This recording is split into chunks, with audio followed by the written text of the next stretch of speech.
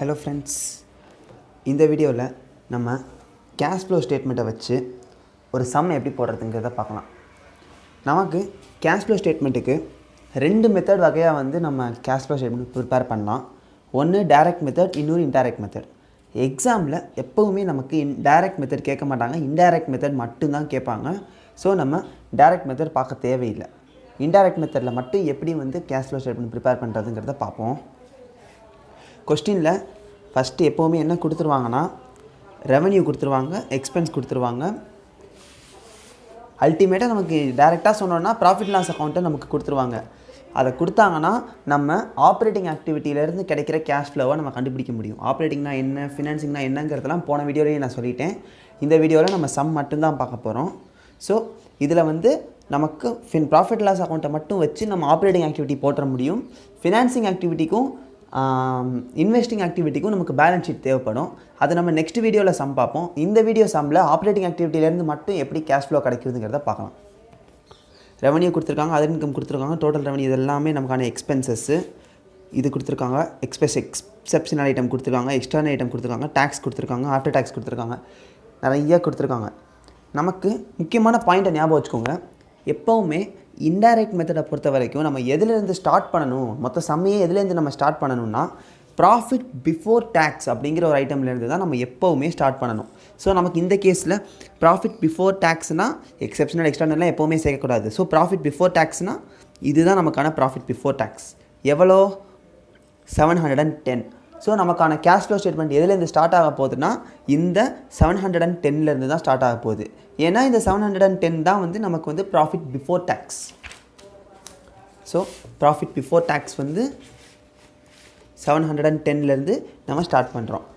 இதிலேருந்து நம்ம எதை ஆட் பண்ணணும்னு நல்லா ஞாபகம் வச்சுக்கோங்க. நான் கேஷ் அண்டு நான் ஆப்பரேட்டிங் எக்ஸ்பென்சஸ். நான் கேஷ் அண்ட் நான் ஆப்ரேட்டிங் எக்ஸ்பென்சஸ் ஏதாச்சும் இருந்துச்சுன்னா அதை ஆட் பண்ணணும். நான் ஆப்ரேட்டிங் இன்கம் இருந்துச்சுன்னா அதை மைனஸ் பண்ணணும். இதுதான் நமக்கான ஜென்ரல் ரூல். நான் ஆப்ரேட்டிங் எக்ஸ்பென்சஸை ஆட் பண்ணிவிட்டு நான் ஆப்ரேட்டிங் இன்கம்மை மைனஸ் பண்ணுறோம். இதுதான் வந்து profit and loss, profit before டேக்ஸ்லேருந்து பண்ண வேண்டிய அட்ஜஸ்ட்மெண்ட். நான் ஆப்ரேட்டிங் எக்ஸ்பென்சஸை ஆட் பண்ணுறோம், நான் ஆப்ரேட்டிங் இன்கம்மை மைனஸ் பண்ணுறோம். இப்போ நமக்கு ஃபஸ்ட்டு என்னது, நான் கேஷ் அண்ட் நான் ஆப்ரேட்டிங் எக்ஸ்பென்சஸ் இதில் எது எது அப்படிங்கிறத கண்டுபிடிக்க போகிறோம். Cost of material consumed operating, so எதுவும் பண்ணக்கூடாது. பர்ச்சேஸ் ஆஃப் ப்ராடக்ட்ஸ் ஃபார் சேலும் ஒரு ஆப்ரேட்டிங், எதுவும் பண்ணக்கூடாது. சேஞ்சஸ் இன் இன்வென்ட்ரி ஒரு ஆப்ரேட்டிங், அதுவும் எதுவும் பண்ணக்கூடாது. எம்ப்ளாயி பெனிஃபிட்டு அதுவும் ஒரு ஆப்ரேட்டிங், எதுவும் பண்ணக்கூடாது. அப்புறம் ஃபினான்ஸ் காஸ்ட் அப்படின்னா ஒரு இன்ட்ரெஸ்ட் நமக்கு வந்து செலவு, வேறு யாருக்கோ வந்து இன்ட்ரெஸ்ட் பே பண்ணுறோம், இல்லை நம்ம வாங்கின லோனுக்கு இன்ட்ரெஸ்ட் பே பண்ணுறோம். இது வந்து நமக்கு ஒரு நான் ஆப்ரேட்டிங் எக்ஸ்பென்ஸ். ஏன்னா ஆப்ரேட்டிங் கிடையாது, ஒரு எக்ஸ்ட்ராவாக வேறு ஒரு லோன் வாங்கினதுக்கு நம்ம இன்ட்ரெஸ்ட் பே பண்ணுறது ஒரு ஆப்ரேட்டிங் எக்ஸ்பென்ஸ் கிடையாது. அதை வந்து ஆட் பண்ணுறோம். எவ்வளோ? 60 ரூபா பண்ணியிருக்காங்களா? ஆட் இன்ட்ரெஸ்ட் 60 ரூபா பண்ணியிருக்காங்களா? இதுதான் நம்ம ஃபஸ்ட்டு ஸ்டெப்பு. அடுத்து என்ன இருக்குது? டெப்ரிசியேஷன் அப்படிங்கிறது ஒரு நான் கேஷ் ஐட்டம் அப்படிங்கிறது எல்லாருக்குமே தெரியும். ஏன்னா டெப்ரிசியேஷனுங்கிறது ஒரு செலவு தான். ஏன்னா மிஷினரியோட விலை குறையுது, ஆனால் நம்ம கையிலேருந்து ஒரு காசை கூட வெளியே கொடுக்காமல் குறையுது. ஒரு பைசா கூட வெளியே செலவு பண்ணாமல் ஒரு மிஷினரியோட விலை குறையுதுன்னா கேஷே அங்கே வந்து வெளியே போகலை, ஆனாலும் குறையுது. அதனால் அது நான் கேஷ் எக்ஸ்பென்ஸ்.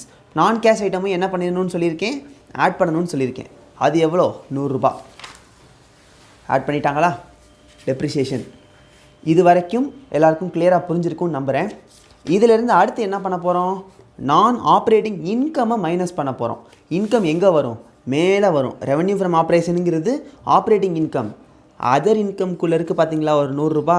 இந்த அதர் இன்கம்குள்ளே இருக்கிறது தான் நான் ஆப்ரேட்டிங் இன்கம். ஆப்ரேட்டிங் இன்கம் கிடையாது, நான் ஆப்ரேட்டிங் இன்கம். அதை என்ன பண்ணணும்? மைனஸ் பண்ண போகிறோம். So minus interest and dividend investment எவ்வளோ? 100 ரூபாவை கழிச்சா டோட்டலாக நமக்கு 770 இப்போதைக்கு கிடச்சிருக்கு. இதோட நம்ம நிப்பாட்டக்கூடாது. அடுத்து டேக்ஸ் பே பண்ணியிருக்கோம்ல, கரண்ட் டேக்ஸ் இருக்கா, அதுவும் நமக்கு வந்து வெளியே போகுது. ஸோ அதையும் நம்ம சப்ட்ராக்ட் பண்ணுறோம், 200 ரூபா. ஸோ இது வந்து நமக்கு கரண்ட் டேக்ஸு. நமக்கான ஆக்சுவலான டேக்ஸ் வந்து இங்கே கொடுத்துருக்காங்க. பேலன்ஸ் ஷீட்டில் அட்வான்ஸ் டேக்ஸுங்கிற பேரில் நமக்கு கொடுத்துருக்காங்க. அதுதான் நமக்கான ஆக்சுவல் டேக்ஸ். இந்த கரண்ட் டேக்ஸ் வந்து இந்த வருஷத்தோட டேக்ஸ், அதை எடுக்கக்கூடாது. இந்த அட்வான்ஸ் டேக்ஸ் 195 அதை தான் எடுக்கணும். ஸோ இந்த 195ஐயும் நம்ம கழிச்சோன்னா நமக்கு வந்து ஒரு வேல்யூ வரும். இதுதான் ஆப்ரேட்டிங் ஆக்டிவிட்டியா அப்படின்னு கேட்டால் இல்லை. ஏன்னா ஒரு பிஸ்னஸ் அப்படின்னா ஒர்க்கிங் கேபிட்டல் அப்படிங்கிறது தான் இருக்கிறதுலையே ரொம்ப ரொம்ப இம்பார்ட்டண்ட்டான ஒரு ஆப்ரேட்டிங் எக்ஸ்பென்சஸ். ஏன்னா ஒரு ஒர்க்கிங் கேபிட்டல் நம்மளோட டே டு டே ஆக்டிவிட்டீஸை ஃபண்ட் பண்ணுறதுக்கு தேவைப்படுற செலவுகள் தான் நமக்கு ஒர்க்கிங் கேபிட்டல். அதுதான் important source of operating activity. இந்த ஒர்க்கிங் கேபிட்டல் அட்ஜஸ்ட்மெண்ட்ஸ் இல்லாமல் ஒரு ஆப்ரேட்டிங் ஆக்டிவிட்டிக்கான கேஷ் ஃப்ளோவை நம்ம கண்டுபிடிக்கவே முடியாது. இது வரைக்கும் நம்ம ப்ராஃபிட்லேருந்து ஆட்பேக் அட்ஜஸ்ட்மெண்ட்ஸ் பண்ணுறோம். ஏன் இந்த ஆட்பேக்லாம் பண்ணுறோன்னா இந்த பர்டிகுலராக நம்ம கண்டுபிடிக்க போகிறது ஆப்ரேட்டிங் ஆக்டிவிட்டிலேருந்து வர்ற கேஷ் ஃப்ளோ மட்டும்தான். ஆனால் அதுக்குள்ளே இன்ட்ரெஸ்ட்டு இதெல்லாம் வந்து எக்ஸ்ட்ராவாக உட்காந்துருக்கு. ஸோ அதெல்லாம் அட்ஜஸ்ட் பண்ணி முடிச்சுட்டு இப்போ தான் நம்ம அந்த வருஷத்துக்கான ஒர்க்கிங் கேபிட்டல் அட்ஜஸ்ட்மெண்ட்ஸ் பண்ணுறோம். அந்த ஒர்க்கிங் கேபிட்டல் அட்ஜஸ்ட்மெண்ட்ஸில் என்ன பண்ணுறோம் அப்படின்னு பார்த்தீங்கன்னா கேஷ் வெளியே போயிருக்கா உள்ளே வந்திருக்கா அப்படிங்கிறத பார்க்க போகிறோம். ஃபஸ்ட்டு டெப்டார்ஸ் வந்து இது பார்த்துக்கோங்க. நல்லா குழப்பறதுக்காண்டி ப்ரீவியஸ் இயர் அடுத்து கொடுத்துருக்காங்க, நல்லா கவனிச்சுக்கோங்க. ப்ரீவியஸ் இயரில் 250 இருந்த டெப்டார்ஸு கரண்ட் இயரில் 400 வந்திருக்காங்க. இதுக்கு என்ன அர்த்தம்? டெப்டார்ஸ் கூடியிருக்காங்கன்னா இருந்ததை விட அதிக அளவில் நம்ம வந்து பொருட்களை வந்து ஃப்ரீயாக கொடுக்குறோம். ஃப்ரீயாக மீன்ஸ் பணம் வாங்காமல் இருக்க போகிறதில்ல, வாங்குறப்ப பணம் கொடுக்கல, கிரெடிட் பர்ச்சேஸ் பண்ணியிருக்காங்க. நம்மகிட்ட நிறையா கஸ்டமர்ஸ் கிரெடிட் பர்ச்சேஸ் பண்ணியிருக்காங்க, நம்ம கிரெடிட் சேல் பண்ணியிருக்கோம்னா அங்கே வந்து டெப்டார்ஸ் கூடியிருக்குன்னா ஃப்ரீயாக கொடுத்துருக்கோம். காசு எக்கச்சக்கமாக வெளியே வேஸ்ட்டாக போயிருக்கு. நம்ம வந்து இந்த கேஷ் ஃப்ளோ ஸ்டேட்மெண்ட்டை பற்றி நான் என்ன சொன்னேன்? டெப்டார்ஸ் கூடுது குறையுது எதையுமே பார்க்கக்கூடாது, அதனால ஏற்படுற கேஷ் எஃபெக்ட் என்னங்கிறத தான் பார்க்கணுன்னு சொல்லியிருக்கேன். டெப்டார்ஸ் கூடுறதுனால நமக்கு என்ன ஆகுது? காசு வெளியே போகுதுன்னா என்ன பண்ணணும்னு சொல்லி பார்த்தோம்? மைனஸ் பண்ணணும்னு சொல்லி பார்த்தோம். அதை தான் இங்கே பண்ணுறோம். 250 மைனஸ் 400 மைனஸ் 150. ஏன் மைனஸ் 150? நமக்கு காசு வெளியே போகுது, அதனால மைனஸ் 150. நெக்ஸ்ட்டு கேஸில் பார்த்தீங்கன்னா இன்வென்ட்ரிஸ் 200 வந்து கரண்ட் இயர், ப்ரீவியஸ் இயரில் 180. இன்வென்ட்ரி கூடியிருக்கு, 180லேருந்து 200 ஆயிருக்கு. இன்வென்ட்ரினா என்னது? பொருட்கள், ஸ்டாக் ஆட்டோமேட்டிக்காக கூடியிருக்குன்னா என்ன அர்த்தம்? போன வருஷம் இருந்ததை விட இந்த வருஷம் நம்ம இன்னும் கொஞ்சம் ஸ்டாக் அதிகமாக வாங்குகிறோம், கொஞ்சம் எக்ஸ்ட்ரா வாங்கியிருக்கோம்னா ஸ்டாக் கூடியிருக்கு, ஆடுன்னு சொல்லக்கூடாது. ஸ்டாக் கூடியிருக்குன்னா என்ன அர்த்தம்? பர்ச்சேஸ் பண்ணியிருக்கோம். பர்ச்சேஸ் பண்ணுறதுக்கு நம்ம என்ன பண்ணணும்? காசு கொடுத்தா தான் பர்ச்சேஸ் பண்ண முடியும். அப்போ காசு என்ன இருக்குது? வெளியே போயிருக்கு. காசு வெளியே போயிருக்குன்னா அவுட்ஃப்ளோனா என்ன பண்ணணும்? மைனஸ் பண்ணணும். 180 மைனஸ் 200 20 மைனஸ் பண்ணியாச்சா? Next creditors 250 current year, 230 previous year. போன வருஷம் 230 எக்ஸ்ட்ரா, ஃபார் எக்ஸாம்பிள் 230 பேர்னு வச்சுப்போம். 230 பேருக்கு நம்ம வந்து கடன் கொடுக்க வேண்டியது நம்ம பொருட்கள் பணம் கொடுக்க வேண்டியது இந்த வருஷம் 250 பேருக்கு பணம் கொடுக்க வேண்டியது இருக்குது. இப்போது நமக்கு கேஷ் ஃப்ளோ என்ன இருக்குதுன்னு பார்த்தீங்கன்னா 20 பேர்கிட்ட எக்ஸ்ட்ராவாக நம்ம காசு கொடுக்காம பொருள் வாங்கிட்டோன்னு அர்த்தம். திரும்பவும் ஞாபகம் வச்சுக்கோங்க, கிரெடிட்டார்ஸ் கூடியிருக்கு, நம்ம லைபிள் கூடுது அப்படிலாம் பார்க்கக்கூடாது. அந்த லைபிலிட்டியில் ஏற்படுற கேஷ் ஃப்ளோ என்னன்னு தான் பார்க்கணும். ஏன்னா இந்த ஸ்டேட்மெண்ட்டுக்கு பேர் கேஷ் ஃப்ளோ ஸ்டேட்மெண்ட். நல்லா ஞாபகம் வச்சுக்கோங்க. 230 பேருக்கு கொடுக்க வேண்டியது இப்போ நம்ம 250 பேருக்கு கொடுக்க போகிறோம். அப்போ என்ன அர்த்தம்? 20 பேர்கிட்ட எக்ஸ்ட்ராவாக நம்ம காசு கொடுக்காம பொருள் வாங்கிட்டோம். அப்போ நமக்கு காசு உள்ளே வந்திருக்கு. காசு மீன்ஸ் பொருள் தாங்க, ஆனால் நமக்கு வந்து காசு வெளியே போகல. ஸோ காசு உள்ளே வந்திருக்கு. இந்த கேஸில் அந்த 20 ஆட் பண்ணுறோம். ஓகேவா? தேர்ட் பாயிண்ட் வரைக்கும் கிளியராக எல்லாருக்கும்? நெக்ஸ்ட்டு பார்த்தீங்கன்னா அவுட்ஸ்டாண்டிங் வேஜஸ் 40லேருந்து 50 ஆயிருக்கு. அவுட்ஸ்டாண்டிங் வேஜஸ்னால் என்னது? சிலருக்கு நம்ம கொடுக்க வேண்டிய பணம், வேஜஸ், நம்ம லைபிள். ஓகே, திரும்பவும் அதே வச்சுப்போம், நம்ம லைபிள் தான். ஆனால் போன வருஷம் 40 பேருக்கு நம்ம கொடுக்க வேண்டியது, இந்த வருஷம் 50 பேருக்கு நம்ம கொடுக்க வேண்டியது இருக்குது. ஆனால் வேண்டியது இருக்குது பார்க்கக்கூடாது. கேஷ் ஃப்ளோ ஆயிருக்கா? இல்லை. அப்போ என்ன அர்த்தம்? ஒரு எக்ஸ்ட்ராவாக 10 பேருக்கு நம்ம காசே கொடுக்காம வேலை வாங்கிட்டோம். அப்போ என்ன அர்த்தம்? காசு உள்ளே வந்திருக்கு அப்படின்னு அர்த்தம். ஸோ அதை நம்ம ஆட் பண்ணுறோம். நெக்ஸ்ட்டு அவுட்ஸ்டாண்டிங் எக்ஸ்பென்ஸ் 10 ரூபாலேருந்து 20 ரூபா இருக்குது. இதுவும் அதே கேஸ் தான். சில பேருக்கு நம்ம எக்ஸ்பென்ஸ் கொடுக்க வேண்டியது 10 பேருக்கு வந்து கொடுக்க வேண்டிய எக்ஸ்பென்ஸ் கொடுக்காம வேலை வாங்கியிருக்கோம். ஸோ 10 ரூபாய் நமக்கு காசு உள்ளே வந்திருக்கு. அதனால நம்ம அதை ஆட் பண்ணுறோம்.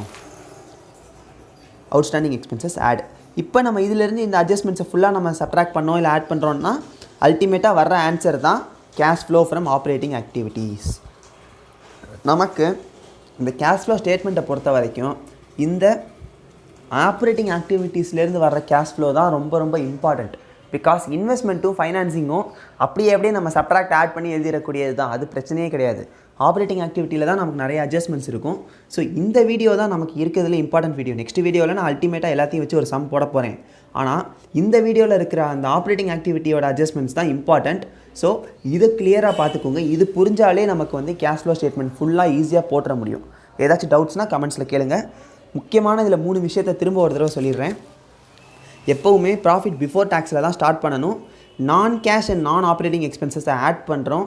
நான் ஆப்ரேட்டிங் இன்கம்மை மைனஸ் பண்ணுறோம். டேக்ஸ் இருந்துச்சுன்னா டேக்ஸை மைனஸ் பண்ணுறோம். ஒர்க்கிங் கேபிட்டல் அட்ஜஸ்ட்மெண்ட்ஸ் பார்க்கும்போது நமக்கு அசட் உள்ள வருதா வெளியே போகுதா அது எதையுமே பார்க்கக்கூடாது. அதனால ஏற்படுற கேஷ் எஃபெக்ட் என்ன, இன்ஃப்ளோவா அவுட்ஃப்ளோவா அதை தான் பார்க்கணும். இன்ஃப்ளோனா ஆட் பண்ணணும், அவுட்ஃப்ளோனா மைனஸ் பண்ணணும். அல்டிமேட்டாக வர ஆன்சர் தான் cash flow from operating activity. இதுதான் கேஷ் ஃப்ளோ ப்ரிப்பேர் பண்ணுறதுக்கான ப்ரொசீஜர். ஏதாச்சும் டவுட்ஸ்னால் கமெண்ட்ஸில் கேளுங்க. தேங்க்யூ. நெக்ஸ்ட் வீடியோவில் நம்ம கேஷ் ஃப்ளோ ஸ்டேட்மெண்ட்டோட 3 type of activity, operating activity, investing activity, financing activities, இது 3யுமே வச்சு ஒரு ஃபுல் ஃப்ளெஜ்டு சம் போட போகிறோம். அந்த மாடல் எக்ஸாமில் இது வரைக்கும் கேட்டிருக்காங்க. இந்த வருஷம் நமக்கு வந்து ஆன்லைன் பேட்டர்னால் அப்படி மொத்த சம்மாக கேட்க மாட்டாங்க. ஆனால் நம்ம எப்படி ஒர்க் அவுட் பண்ண தான் போகிறோம். அந்த மொத்த சம்மை 3 டைப்பாக பிரித்து கேட்பாங்க. சூஸ் பேட்டர்னில் வரும். ஸோ அதை நம்ம கிளியராக பார்த்துப்போம். தேங்க்யூ.